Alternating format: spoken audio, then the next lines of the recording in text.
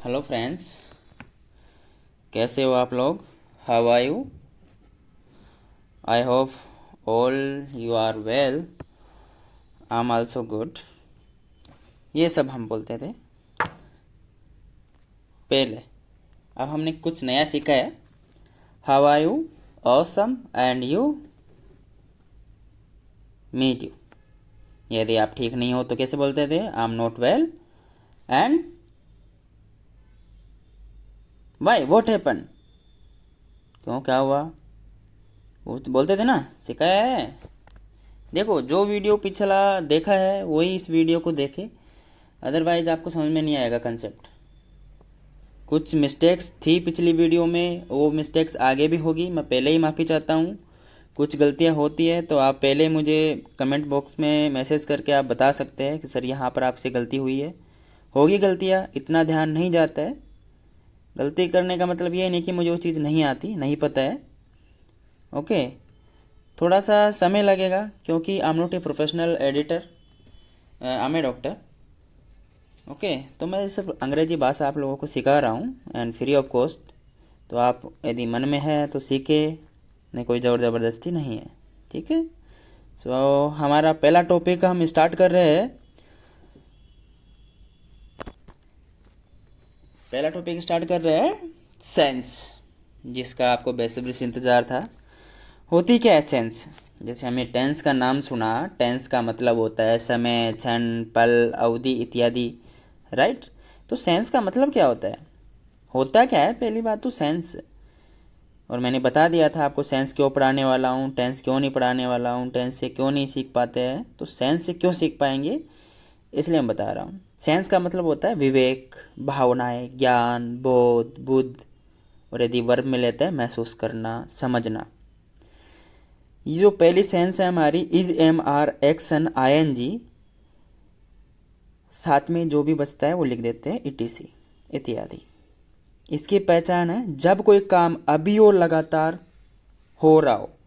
ये कब बोलते हैं? जब कोई काम अभी और लगातार हो रहा हो, कंटिन्यूअस में। जब कोई काम अभी और लगातार हो रहा हो तभी सेंस का प्रयोग किया जाता है, is, am, are, action, I N G. जैसे कि मैं अंग्रेजी पढ़ा रहा हूँ, आई एम टीचिंग इंग्लिश। ये काम लगातार हो रहा है, अभी हो रहा है। राइट। सो इस तरीके से जब भी कोई भी काम अभी और लगातार हो रहा हो तो is, am, are, action, I N G याद रखना है। मतलब आपको सिर्फ 6 बातें याद रखनी है, 6 सेंस की, कि कौन सी सेंस कब बोली जाती है। That's all. आगे मेरी जिम्मेदारी, आपको मैं इंग्लिश सिखाऊंगा। छोटी सी बात है, 6 बातें याद रखनी है। 5 अंगुली है, एक दूसरे हाथ की अंगुली ले लो, पांचों पर लिख लो कि भाई ये सेंस इस टाइम बोली जाती है। जैसे पहली सेंस लेते हैं, is, am, are, action, I N G. ये कब बोली जाती है? जब कोई काम अभी और लगातार हो रहा हो। अभी क्या हो रहा है? जैसे मैं बोला, मैं अंग्रेजी पढ़ा रहा हूँ, I'm टीचिंग इंग्लिश। सपोज करो मम्मी आटा लगा रही है, तो मॉम इज नीडिंग डो।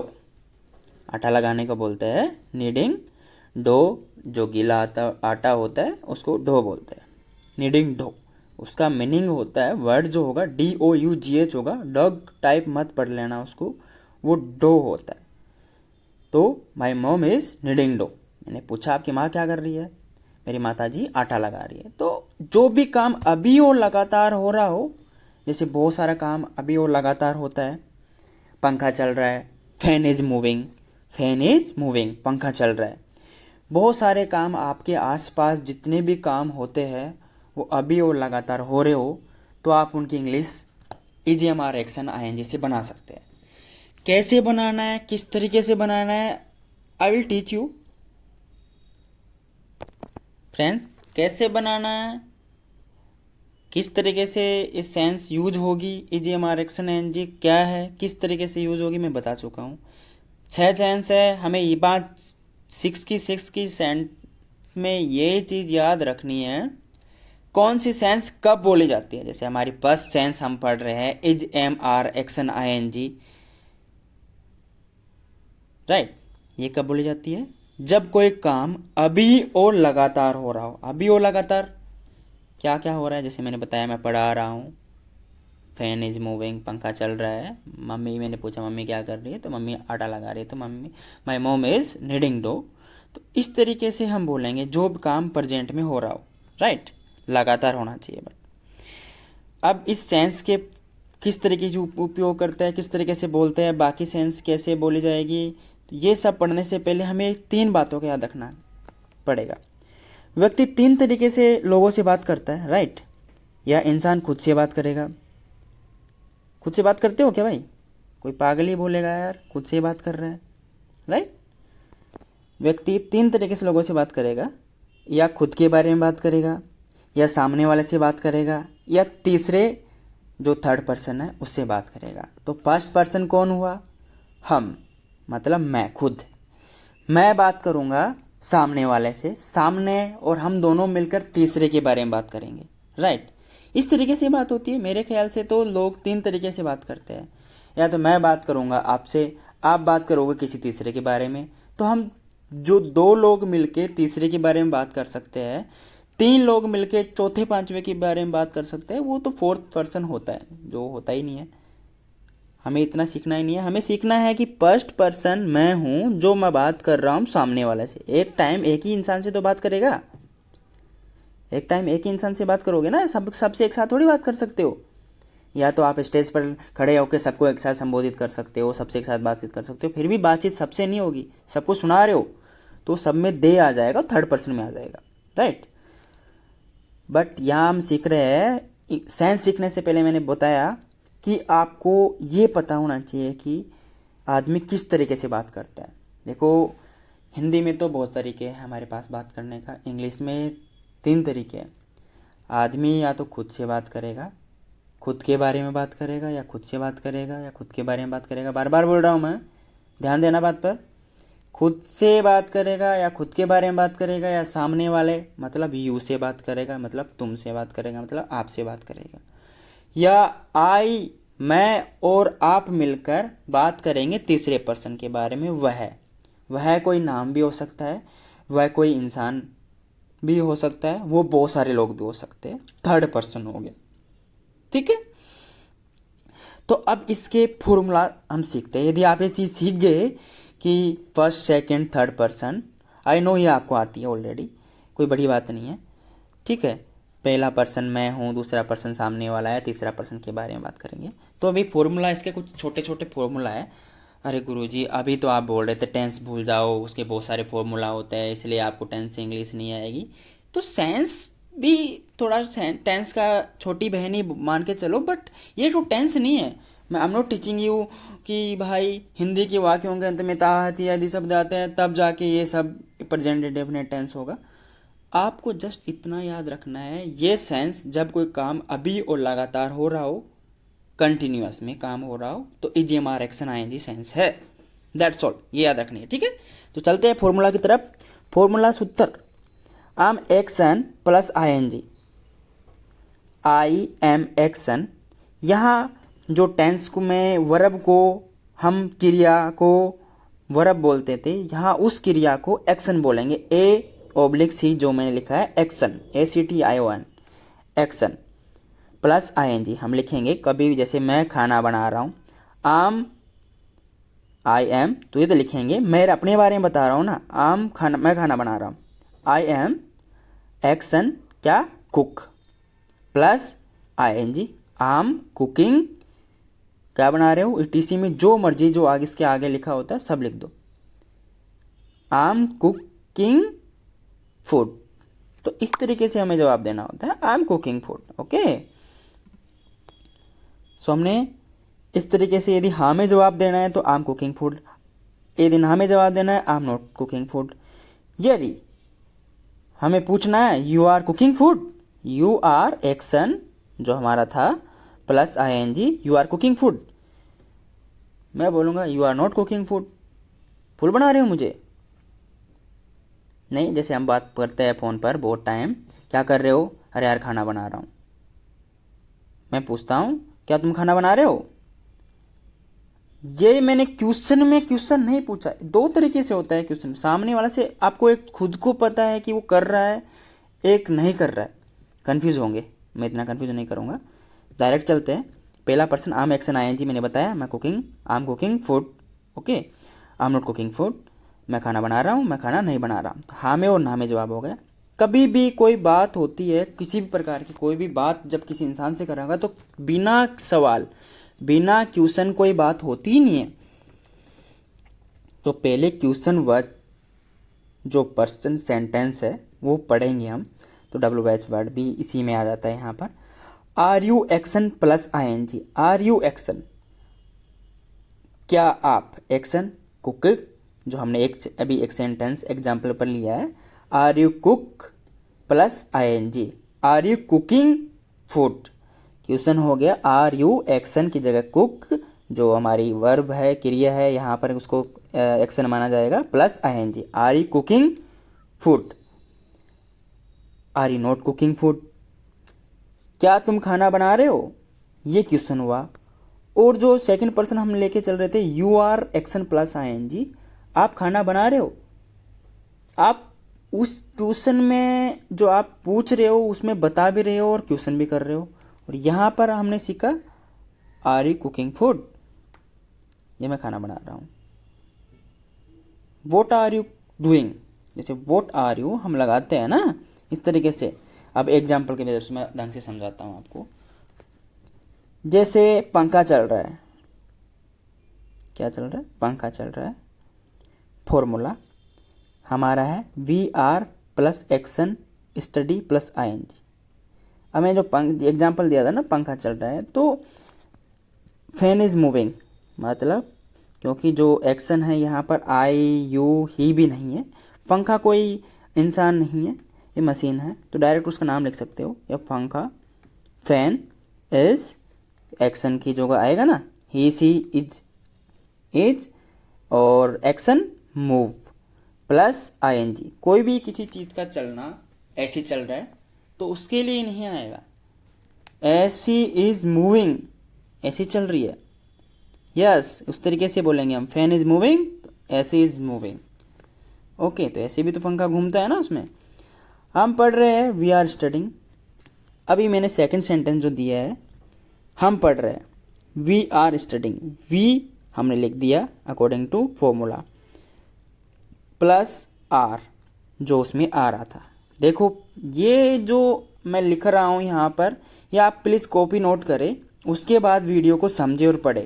पहले आप अपना एक नोट्स बनाए, एक कॉपी बना ले, छोटी सी नोटबुक ले, उसको प्रॉपर नोट्स तैयार कर ले, जैसे जैसे लिखा है साफ ऐसे ही शब्दों में लिख ले, कोई ज़रूरी नहीं एक्स्ट्रा दिमाग लगाने की। जैसे इसमें लिखा गया है वो अपनी कॉपी में छाप लो, कोई बड़ी बात नहीं है, 10 मिनट का काम है। ये मेरे 35 मिनट का वीडियो आपका 5 से 10 मिनट लेगा नोटबुक में लिखने के लिए, ठीक है। सो वो लिख लो, उसके बाद आपको अच्छा समझ में आएगा। सामने सारे फॉर्मूले रखो, फिर एग्जाम्पल को समझो। देखो मैं गाइस बार बार बोल रहा हूँ, अंग्रेजी है, ये बोलने से आएगी, पढ़ने से नहीं आएगी। तो हम पढ़ना नहीं है, हमें बोलना है। बोलेंगे कब, आगे सिखाऊंगा, वो करेंगे हम कोशिश। हम पढ़ रहे हैं वी आर स्टडिंग, फॉर्मूला मैंने डाला है यहाँ पर V प्लस R जो उसमें आता है, ठीक है, क्योंकि ये हमारी सेंस है, हमारे sense plus V third person लिया है क्योंकि हम सारे लोग हैं एक साथ में, R प्लस एक्शन, जो हमारे एक्शन क्या है, स्टडी, स्टडी प्लस ING उसमें आता है, तो इसलिए लिख दिया we are studying, we are studying, okay. Diksha खाना बना रही है, दीक्षा इज कुकिंग फूड, क्योंकि नाम है दीक्षा इज कुकिंग फूड। सुनील अंग्रेजी भाषा पढ़ा रहा है, Sunil is teaching English speaking. तो इस तरीके से हम बोलते हैं। अभी भी बहुत सारे लोग हैं जो उनको नहीं समझ में आया होगी, क्योंकि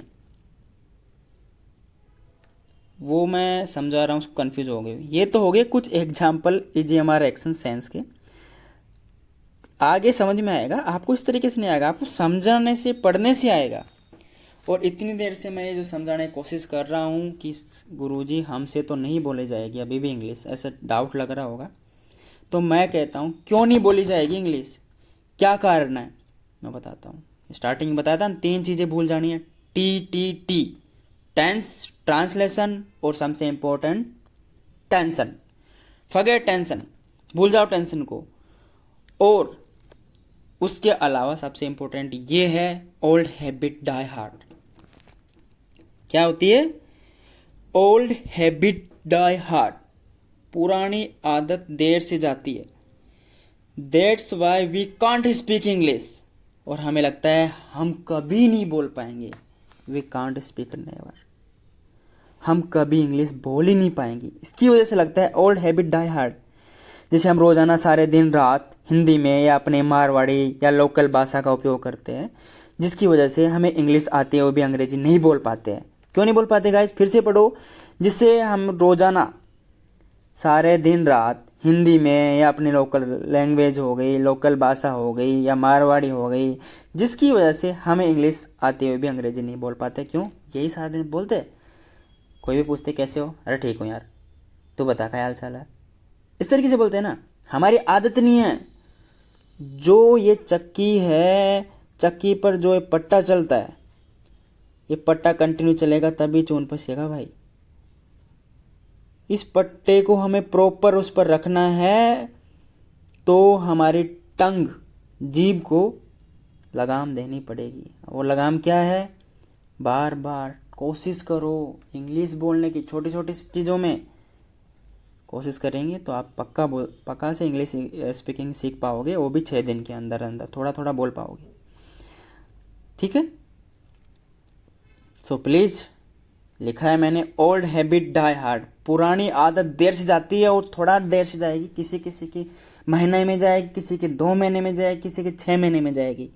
यदि आप कंटिन्यू प्रैक्टिस करेंगे तो one day you definitely speak English. तो गाइस चलते हैं। कुछ सेंटेंस, कुछ person, first person, second person, third person के हिसाब से मैंने सेंटेंस बनाए यहाँ पर, ताकि आपको थोड़ा सा और मतलब खुल के पता लगे किस तरीके से हमें बोलना है। सेंस तो पढ़ ली। जब कोई काम अभी और लगातार हो रहा है तो ईजीएमआर एक्शन आईएनजी का उपयोग करेंगे। बट हमें ये पता होना चाहिए कौन सा काम अभी और लगातार हो रहा है। आपको पता है, हम पढ़ रहे हैं, कोई भी बोल रहा है, लगातार जो काम हो रहा है तो वो सब इसी में आएगा, ईजीएमआर एक्शन। तो वही चीज़ याद रखनी है। तो हाँ में जवाब जब यदि यस में देते हैं फर्स्ट पर्सन में, आई एम लाइंग, मैं झूठ बोल रहा हूँ। यदि नहीं में जवाब देता है आई एम नॉट लाइंग, मैं झूठ नहीं बोल रहा। Second person, you are lying, you are not lying, क्या तुम झूठ बोल रहे हो? यू आर लाइंग, तुम झूठ बोल रहे हो। यू आर नॉट लाइंग, तुम झूठ नहीं बोल रहे। मैं बोलता हूँ ना कभी कभार, हम लोग बोलते हैं क्या तुम झूठ बोल रहे हो? नहीं नहीं नहीं, तू झूठ नहीं बोल सकता यार, तू झूठ नहीं बोल सकता, या तुम झूठ नहीं बोल रहे हो। थर्ड पर्सन हमारा था ही सी इज लाइंग, हम दोनों बात कर रहे हैं, मैं और तुम मिलके, आई और यू मिलकर बात कर रहे हैं ही सी के बारे में। इज या ही इज लाइंग, क्या वह झूठ बोल रहा है? ही इज लाइंग, वह झूठ बोल रहा है। ही इज लाइंग या सी इज लाइंग, वह झूठ बोल रहा है। मैं कहूँगा ही सी इज नॉट लाइंग, वह झूठ नहीं बोल रहा। सी इज नॉट लाइंग, सी झूठ नहीं बोल रही। तो यहाँ क्वेश्चन किस तरीके से करते हैं? WH वर्ड वाले वाक्यों से। आर यू लाइंग, क्या आप झूठ बोल रहे हो? क्या आप झूठ बोल रहे हो? दिस इज क्वेश्चन वाचक word, person like WH word. इससे हम क्वेश्चन पूछते हैं। बिना क्वेश्चन के कोई बात होगी नहीं दोस्तों, आपको पता है ना। हम नॉर्मली बात करते हैं, कुछ पूछेंगे तभी तो, वो कुछ पूछना ही हमारा क्वेश्चन हुआ। डायरेक्ट ऐसा तो कहते नहीं है, खाना खा लिया, ये भी तो क्वेश्चन हुआ। हर तरीके से कुछ भी आप सोच के देख लो, अपने मन में सोचो कि जब किसी इंसान से बात करोगे, आपके सामने वाले पर्सन से बात करोगे, तो क्वेश्चन पूछोगे तभी तो बात होगी।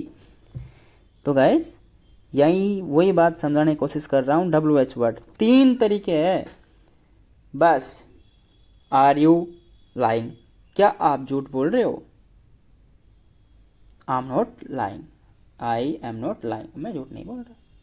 इस तरीके से हम बोलते हैं और सीखेंगे। जब तक आपको सेंस नहीं आएगी, जब तक आप प्रैक्टिस नहीं करेंगे। और बड़ा काम नहीं है, चलते फिरते घूमते फिरते सारे दिन ये काम करते रहना है। आपको अंग्रेजी में सीखनी है ना, 30 दिन मांगा है मैंने आपसे, 30 दिन देना है, अंग्रेजी सीखनी है। तो टूट पड़ो, मेहनत करो 30 दिन के लिए, तो सीख जाओगे। यहाँ कुछ व्यंग्य वर्ड लिखा है, जैसे नॉट व्यंग्य वर्ड, जैसे कुछ रिक्वेस्ट वाले वर्ड होते हैं। Please move aside. बहुत टाइम जैसे हम बस में चढ़ रहे हैं, आगे जाना है, पीछे वाली सीट पर जाना है, तो हम बोल सकते हैं प्लीज़ मूव अ साइड, कृपया जगह देना। हिंदी में तो बोल देते हैं अरे साइड हट जा, तो इंग्लिश में किस तरीके से बोलेंगे, प्लीज़ मूव अ साइड। क्योंकि हम तो अभी इंडियन में है ना, इंडिया में है भाई, कोई मेट्रो सिटी में भी नहीं है, गांव में है, तो साइड हट जा, आगे जाना है, इस तरीके से बोल देते हैं। वहाँ एक और वर्ड था प्लीज़ मूव अ साइड, कृपया थोड़ा जगह देना।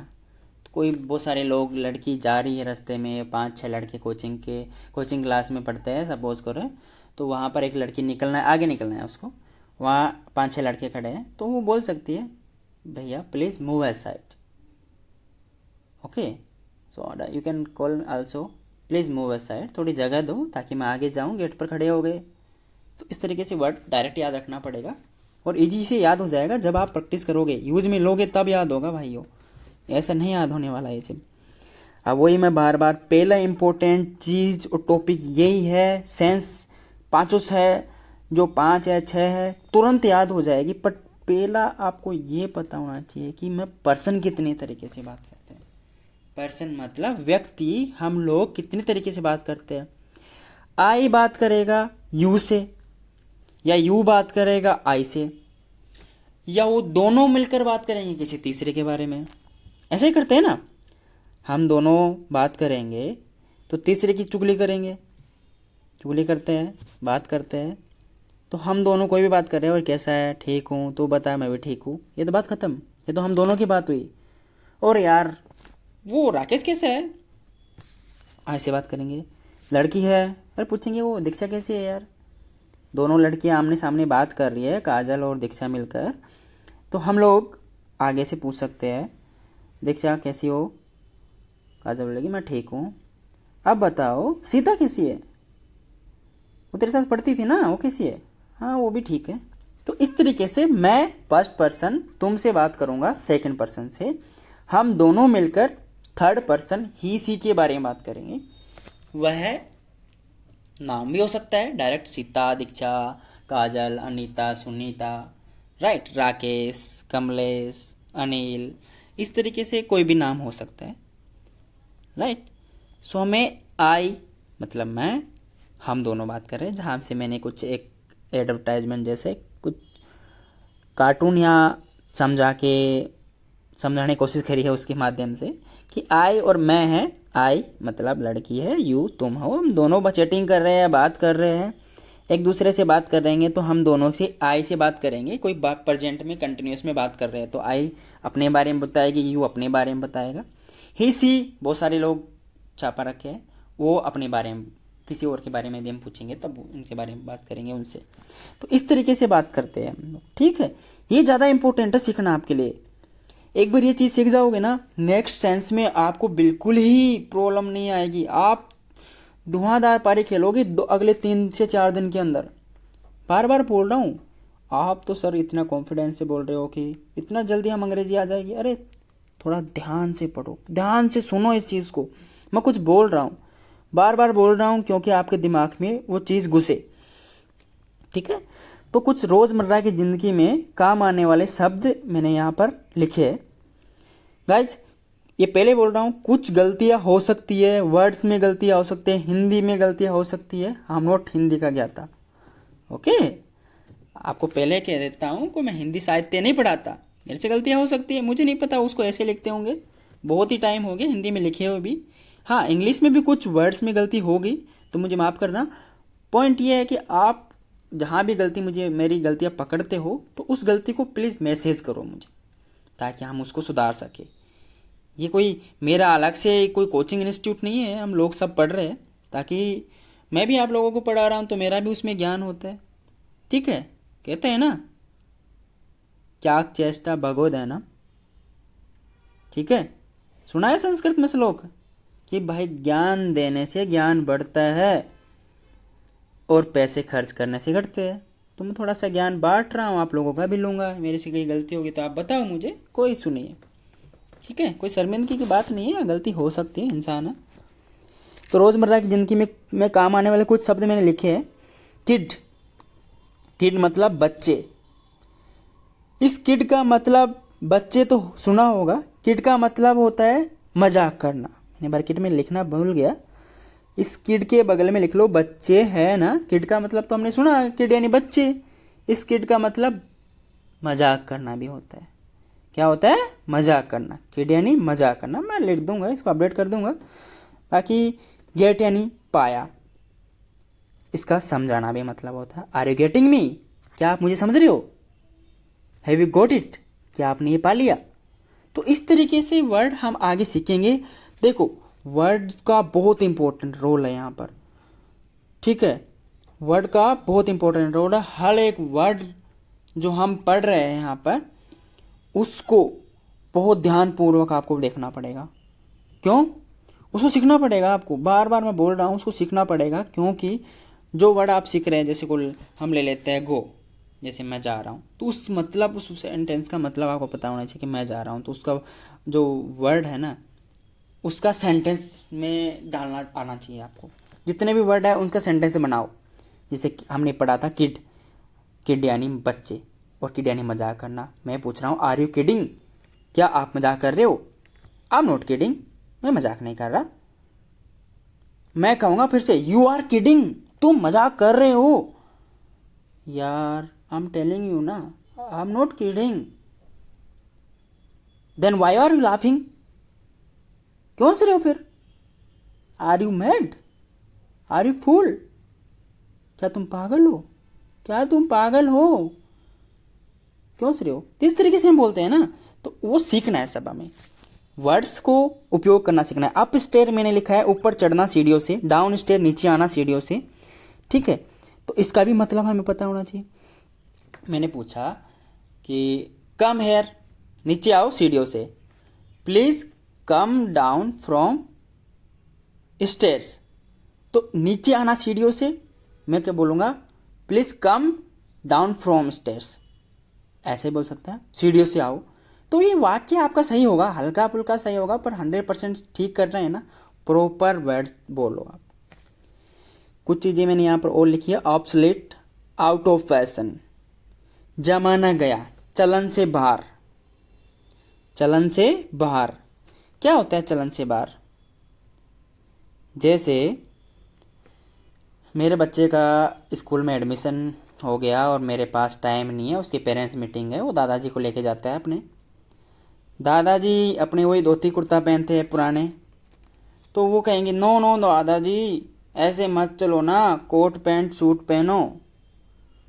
वाई बेटा, हम तो ऐसे ही पहनेंगे, हम तो गाँव के हैं। नहीं दादाजी, इट्स ऑब्सलेट। क्या बोलेंगे? इट्स ऑब्सलेट, ये पुरानी हो चुकी है। आउट ऑफ फैशन, जमाना गया, ये चलन से बाहर है, आपको पैंट सूट पहनना चाहिए। You should wear coat pant. तो इस तरीके से वर्ड हम यहाँ पर लिखे और उनको समझ रहे हैं। ये थोड़ा जल्दी जल्दी चल रहा है तो मैं समझा ही नहीं पा रहा हूँ इसको इतना जल्दी। मैं कोशिश करूँगा पीछे लेके इसको वापस रिसाइकिल करने की। बट गाइज, मेरा समझाने का मतलब यही है कि आप जो ये वर्ड लिख रहे हो सारा लिख लो आराम से। उसके बाद हम उनको दोबारा जब ऑनलाइन क्लास में पढ़ेंगे तब आराम से सीख लेंगे। पर उसको आप अपना नोटबुक में छाप ले, प्रॉपर नोट्स बना ले। एक छोटा सा 10 रुपये की कॉपी, ज़्यादा नहीं, 10 से 15 या 20 रुपये की कॉपी आएगी, वो आप नोटबुक आएगी, वो आप लिख लो। कॉपी मेरी आदत है, बिकॉज हम गांव से है भाई। नोटबुक बोलते हैं इसको, कॉपी नहीं बोलते हैं, मैं बार बार बोल रहा हूँ, but old habit die hard, मेरे से कॉपी ही बोला जाएगा। और कॉपी बोलते हैं हम लोग, नॉट कॉपी। तो it is notebook, okay. I am sorry, it's too hard for me, forget it. And तो ऐसे वर्ड हमें, कुछ और वर्ड मैंने लिखा है, जैसे think of devil and devil is here. शैतान को याद किया, शैतान हाजिर। बहुत बहुत बार बोलते हैं ना हम कि कोई बच्चे को याद कर रहे हैं, अचानक वो बच्चा हमारे सामने प्रकट हो जाता है। अरे यार, think of devil and devil is here. घर में एक बच्चा तो होता ही है शैतान। बातें कर रहे हैं 5 लोग मिलके, अरे वो फलाना का लड़का बहुत शैतान है। अरे वो बिचले वाले लड़के का लड़का जो छोटा सा है ना, वो बहुत शैतानी करता है। तो जब वो उसकी बातें कर रहे हो और अचानक धमक पड़ता है, आ जाता है, तो हम उसके लिए बोल सकते हैं think of devil and devil is here. शैतान को याद किया, शैतान हाजिर।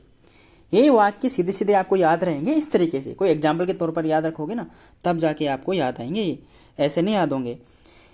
It slipped off my mind, मैंने एक और वर्ड लिखा है यहाँ पर, एक सेंटेंस सा लिखा है छोटा सा, it slipped off my mind, ये मेरे दिमाग से निकल गया। क्या होता है सेंटेंस? ये मेरे दिमाग से निकल गया, क्या निकल गया? एग्जाम्पल के तौर पर मैं याद रखना, मैं पहले बोल रहा हूँ, एग्जाम्पल के तौर पर याद रखोगे ना तो आपको हर चीज़ याद रहेगी। मैंने एग्जाम्पल देता हूँ, सपोज करो आप मार्केट जाते हो, ठीक है, आप मार्केट जाते हो, मार्केट गए, मम्मी ने मार्केट जाने से पहले कहा था, छोरा सब्जी कौन सा आज, सब्जी ले रानो लड़के, आज अपने घर में सब्जी नहीं है, सब्जी लानी है, शाम को सब्जी बनाने के लिए कुछ भी नहीं है, लाना है सब्जी, ठीक है, मार्केट जा रहा है ना तो लेके आना। दोस्तों के साथ आना हुआ, मार्केट जाके वापस आ गया शाम को, उसके दिमाग से निकल गई, उन दोस्तों के साथ तो गप्पे सप्पे में निकल जाता है दिमाग से। घर आते ही मम्मी, और लेट आया ऊपर से, 8-9 बजे पहुंचा, आते ही पूछा सब्जी कहाँ है? Oh it slipped off my mind mom, यह मेरे दिमाग से निकल गया मम्मी। अब तो आपके दिमाग से निकल गया तो आप माँ के दिमाग से निकल जाओगे, अब देखो केयर। तो इस तरीके से नहीं करना है, it slipped off my mind. जब भी आपसे कोई गलती हो जाती है तुरंत बोल दो ये मेरे दिमाग से निकल गया, it slipped off my mind. और कभी कभी एक और सेंटेंस लिखा है मैंने, it slipped off my tongue, it slipped off my tongue. क्या होता है? यह मेरे जीभ से फिसल गई या जबान से फिसल गई। इसका उपयोग कैसे करते हैं? देखो हर सेंटेंस का बार बार बोलूँगा, 1000 बार बोलूँगा, मैं थकूंगा नहीं, क्योंकि मैं थक गया तो आप लोग भी थक जाओगे। इट स्लिप्ड ऑफ माई टंग, यह मेरे जीभ से फिसल गई। कैसे बोलेंगे? सपोज करो दोस्तों में बातें कर रहे हैं, अचानक ही दोस्तों में एक लड़की भी है, साथ में 4 लोग बात कर रहे हैं, अचानक किसी बंदे से गाली निकल जाती है, या कोई ऐसा वर्ड जो नहीं बोलना चाहिए था अचानक, क्योंकि किसी की आदत तो होती है ना छोटी छोटी बातों पर गाली निकालना, सडन से कोई बकचोदी करना, कुछ भी बोल देते। इसलिए जब वो स्लिप, अब क्योंकि आपने जानबूझकर नहीं बोला, क्योंकि आपका माइंड आपके कंट्रोल में नहीं रहता है, ऐसे दोस्तों मजाक करते टाइम कुछ भी निकल जाता है, तब आप बोल सकते हो it slip my tongue, sorry guys, ये मेरे जीभ से फिसल गई या जबान से निकल गया, फिसल गया। तुरंत बोल दो सॉरी। देखो सॉरी बोलने में कोई हमारा कोई नुकसान थोड़ी है, सामने वाले पिटने से बच जाओगे, तुरंत बोल दो। और दुश्मन के सामने खड़े हो गाली गलौज कर दोगे तो वो तो कुटेगा ना, तुरंत सॉरी बोल दो, भैया गलती से निकल गया मुँह से, ये मेरा जीभ ऐसी है तो निकल गया गलती से, सॉरी माफ़ कर दो मुझे, ठीक है। तो मोर सेंटेंस एंड एग्जाम्पल इजेम are action are action sense, कुछ सेंस के मैंने इसी सेंस के फर्स्ट सेंस ही अपनी, इसके मैंने कुछ एग्जाम्पल यहाँ दिए है। फैन इज मूविंग, पंखा चल रहा है। I am going to home, जो मैंने लिखा है I am going to home, almost 100% बच्चे यही लिखेंगे, बट गाइस ये गलत है। कभी भी होम से पहले टू आएगा नहीं, मैंने जानबूझकर लिखा है यहाँ पर I am going to home, क्योंकि हमें बचपन से पढ़ाया लिखाया जा रहा है, जब टेंस पढ़ते थे I am going to Jaipur, सुना है ना, कहीं भी स्थान से दूसरे स्थान पर जाने के लिए टू का उपयोग करते हैं, बट होम के लिए नहीं करते। ये होम स्थान नहीं है, घर है अपना, ये पैलेस नहीं है, स्थान नहीं है, ठीक है। तो उसके पहले आई एम गोइंग होम लिखेंगे, डायरेक्ट टू नहीं लगाएंगे, ओके। तो I am going home, not to. जो सुन रहा होगा वो तो ध्यान से इसको देख लेगा, नहीं तो अदरवाइज यहाँ पर फिर कमेंट करने वाले बहुत से लोग मिलेंगे, क्योंकि मनोबल बढ़ाने वाले लोग नहीं है यहाँ पर, आपका कुछ ना कोई गलती बता के आपको थोड़ा डिसआउट कर ही देंगे, आपको पता है सारी बात।